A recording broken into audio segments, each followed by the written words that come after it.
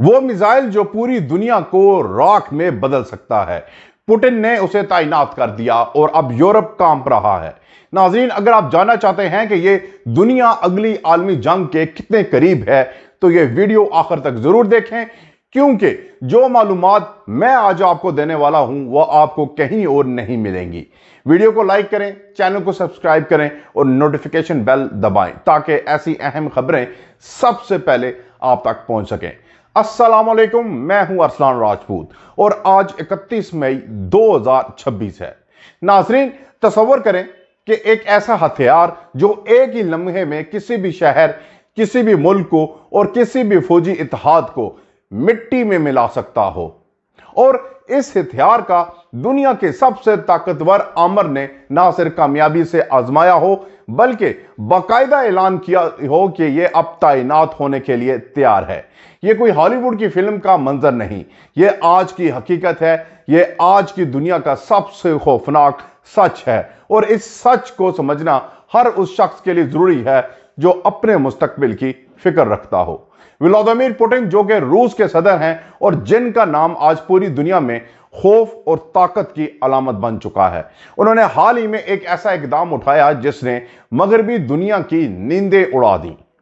انہوں نے سیٹرن 2 یعنی شیطان دوم نامی میزائل کے کامیاب تجربے کا اعلان کیا۔ اب آپ سوچ رہے ہوں گے کہ یہ میزائل اتنا خاص کیوں ہے؟ تو ناظرین، یہ صرف ایک میزائل نہیں، یہ انسانی تاریخ کا سب سے تباہ کن ہتھیار ہے جو آج تک بنایا گیا ہو۔ اس کی تباہی کا دائرہ اتنا وسیع ہے کہ ماہرین کا کہنا ہے کہ یہ اکیلا میزائل فرانس جتنے پورے ملک کو تباہ کرنے کی صلاحیت رکھتا ہے۔ اس ایک میزائل میں اتنی ایٹمی طاقت بھری گئی ہے کہ جب امریکہ نے ہیروشیما پر جو بم گرایا تھا، یہ میزائل اس سے ہزاروں گنا زیادہ تباہ کن ہے۔ لیکن ناظرین، معاملہ یہاں ختم نہیں ہوتا، بلکہ یہاں سے تو اصل کہانی شروع ہوتی ہے۔ پوٹن کے قریبی سفارتکاروں میں سے ایک اعلیٰ عہدیدار نے انتہائی خطرناک بیان دیا۔ انہوں نے کہا کہ یورپ میں ایک ہائی انٹینسٹی وار یعنی انتہائی شدید جنگ کا خطرہ تیزی سے بڑھ رہا ہے، اور اس سے بھی زیادہ تشویشناک بات یہ ہے کہ انہوں نے نیٹو کے ساتھ براہ راست تصادم کے امکان کو بھی رد نہیں کیا۔ یہ الفاظ محض دھمکی نہیں، یہ ایک ایسے شخص کے الفاظ ہیں جو اس کھیل کے اندر بیٹھا ہے، جو جانتا ہے کہ پردے کے پیچھے کیا ہو رہا ہے، اور جو یہ واضح پیغام دے رہا ہے کہ دنیا ایک ایسے موڑ پر کھڑی ہے جہاں سے واپسی کا راستہ تیزی سے تنگ ہوتا جا رہا ہے۔ اب ذرا سوچیں، نیٹو کیا ہے اور اس کی طاقت کیا ہے؟ نیٹو یعنی نارتھ اٹلانٹک ٹریٹی آرگنائزیشن دنیا کا سب سے بڑا اور سب سے طاقتور فوجی اتحاد ہے، جس میں امریکہ، برطانیہ، فرانس، جرمنی سمیت 32 ممالک شامل ہیں۔ اس اتحاد کے پاس لاکھوں فوجی، جدید ترین ہتھیار اور ایٹمی ہتھیاروں کا ایک وسیع ذخیرہ موجود ہے۔ لیکن روس اب اس اتحاد کو کھلے عام چیلنج کر رہا ہے اور سیٹرن 2 جیسا میزائل تعینات کر کے یہ پیغام دے رہا ہے کہ ہمارے پاس وہ طاقت ہے جو تمہاری پوری فوج کو بیکار کر سکتی ہے۔ یہ نفسیاتی جنگ کا وہ مرحلہ ہے جہاں ایٹمی ہتھیار کا استعمال نہیں بلکہ اس کا خوف ہی دشمن کو مفلوج کر دیتا ہے۔ ناظرین، اب ہمیں یہ سمجھنا ہوگا یہ تمام صورتحال اچانک نہیں آئی۔ اس کے پیچھے سالوں کی جغرافیائی سیاست، ٹوٹتے ہوئے معاہدے اور بڑھتی ہوئی عدم اعتمادی کا ایک لمبا سلسلہ ہے۔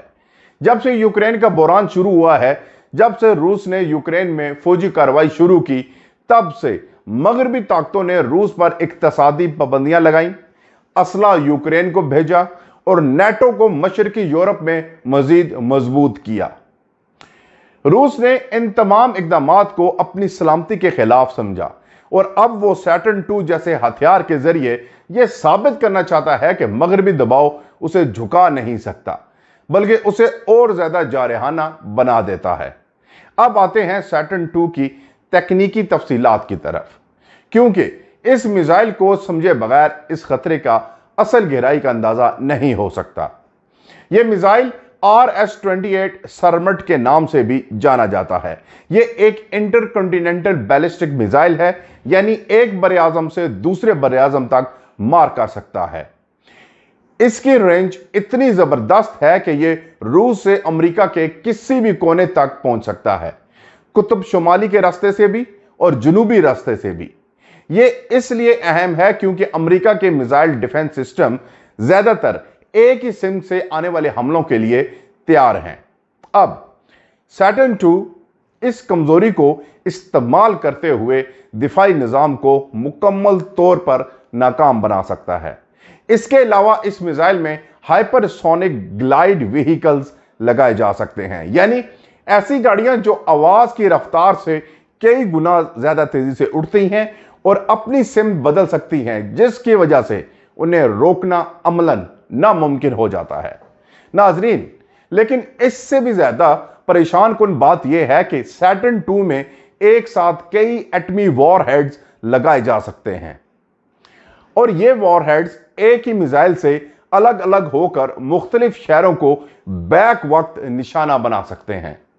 सोचें, एक मिसाइल और एक ही साथ लंदन, पेरिस, बर्लिन और वारसा सब तबाह। यह वो खौफनाक खौफ है जो यूरोपीय रहनुमाओं को रात को सोने नहीं देता और यही वजह है कि नेटो के आला ओहदेदार आजकल अपनी हंगामी बैठकें मुसलसल कर रहे हैं और दिफाई बजट भी रिकॉर्ड इजाफा किया जा रहा है। नाजरीन, अब एक और अहम सवाल यह है कि क्या नेटो वाकई ही रूस से जंग करने की पोजीशन में है, और अगर यह जंग छिड़ जाए तो क्या यह महदूद रहेगी या एटमी जंग में तब्दील हो जाएगी। माहिरीन की राय यहां बहुत तकसीम है। एक ग्रोह का कहना है कि नेटो की रवायती फौजी ताकत रूस से कहीं ज्यादा है और अगर आज नेटो और रूस आमने सामने आ जाएं तो रूस की फौज कुछ हफ्तों से ज्यादा नहीं टिक सकती। इसी तरह दूसरा ग्रोह है और यह ग्रोह ज्यादा जिम्मेदार और तजर्बाकार हलकों पर मुश्तमिल है। वो कहता है कि जब कोई मुल्क रवायती जंग में हारने लगता है तो एटमी हथियार का इस्तेमाल उसके लिए आखिरी ऑप्शन बन जाता है और रूस के पास इस वक्त दुनिया का सबसे बड़ा एटमी हथियारों का जखीरा मौजूद है। सैटर्न II की तैनाती उसी आखिरी ऑप्शन को मजीद काबिल एतमाद बनाने की कोशिश है। यहां एक और इंतहाई अहम पहलू है जिसे अक्सर मरकजी मीडिया नजरअंदाज कर देता है, वो है चीन का किरदार। रूस और चीन के दरमियान गुज़िश्ता चंद सालों में जो कुर्बत बढ़ी है वो तारीखी है। दोनों ममालिक ने मुश्तरका फौजी मशकें की हैं, तवानाई के मुआहदे किए हैं और एक दूसरे को सफारती हमायत दी है। अगर रूस और नेटो के दरमियान फौजी तसादम हुआ तो यह सवाल इंतहाई अहम हो जाता है कि चीन कहां खड़ा होगा। अगर चीन ने रूस का साथ दिया तो यह सिर्फ यूरोप की जंग नहीं रहेगी, यह हकीकी मायनों में एक आलमी जंग बन जाएगी, एक तीसरी आलमी जंग जिसके नताइज का तस्वर करना इंसानी ज़हन को सकते में डाल सकता है। नाजरीन, यह सोचना कि यह सब कुछ हमसे दूर है, कि यह सिर्फ यूरोप का मामला है, यह एक बहुत बड़ी गलती होगी, क्योंकि जब भी दुनिया में कोई बड़ा फौजी तसादम होता है उसकी लहरें पूरी दुनिया को मुतासिर करती हैं। तेल की कीमतें बढ़ती हैं, सप्लाई चेन टूटती है, खुराक का बहरान जन्म लेता है और गरीब ममालिक सबसे पहले उसकी जद में आते हैं। इसी तरह पहली आलमी जंग ने भारत, पाकिस्तान और बांग्लादेश की जमीनों को भी मुतासिर किया। दूसरी आलमी जंग के असरात ने तकसीम हिंद में भी अहम किरदार अदा किया। अगर तीसरी जंग छिड़ी तो हम भी इससे महफूज नहीं रहेंगे। और सबसे आखिर में कि नाजरीन, यह भी जानना जरूरी है कि इस तमाम सूरत हाल में आम इंसान क्या कर सकता है। जवाब यह है कि सबसे पहला काम यह है कि आगाह रहें, क्योंकि एक बाखबर अवाम ही अपने हुक्मरानों को जंग के रास्ते से रोक सकती है। तारीख गवाह है कि जंगें अवाम नहीं चाहती, जंगें ताकत के भूखे सियासतदान और हथियार बनाने वाली सनतें चाहती हैं।